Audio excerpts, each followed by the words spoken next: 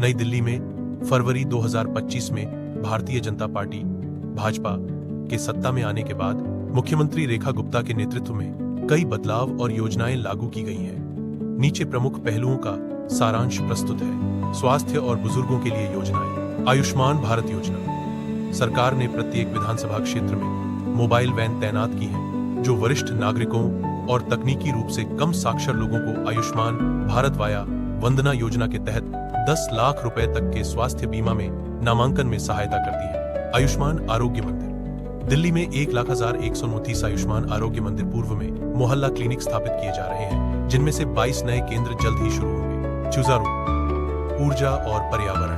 प्रधानमंत्री सूर्य घर बिजली योजना। इस योजना के तहत दिल्ली वासियों को अपने घरों की छतों पर सोलर पैनल स्थापित करने के लिए कुल लागत का लगभग 50% सब्सिडी प्रदान की जा रही है, जिससे उन्हें 300 यूनिट तक मुफ्त बिजली मिल सके। यमुना नदी की सफाई। सरकार ने यमुना नदी की सफाई को प्राथमिकता दी है, जिसमें कचरा हटाने वाली मशीनों और ड्रेजर की तैनाती की गई है। अब सामाजिक कल्याण और पुनर्वास। 1984 दंगा पीड़ितों के परिजनों को नौकरी। मुख्यमंत्री रेखा गुप्ता ने 1984 के दंगों में मारे गए लोगों के 125 परिजनों को नियुक्ति पत्र सौंपे हैं, जिससे उन्हें न्याय और पुनर्वास में सहायता मिली है। आवारा कुत्तों के लिए नीति।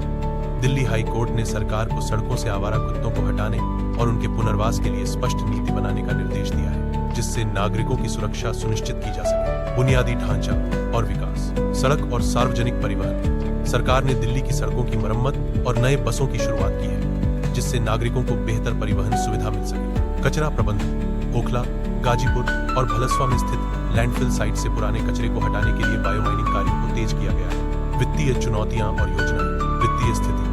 नई सरकार को मुफ्त बिजली, पानी और महिलाओं के लिए बस यात्रा जैसी योजनाओं के लिए वित्तीय संसाधनों की आवश्यकता है।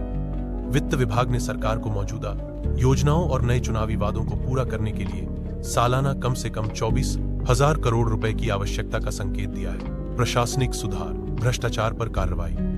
सरकार ने पिछली सरकार की योजनाओं में पारदर्शिता लाने और भ्रष्टाचार को समाप्त करने के लिए कदम उठाए हैं, जिसमें सीएजी रिपोर्ट्स को विधानसभा में पेश करने और भ्रष्टाचार के आरोपों की जांच शामिल है। यदि आप इन योजनाओं या परिवर्तनों के बारे में और अधिक जानकारी चाहते हैं, तो कृपया बताएं।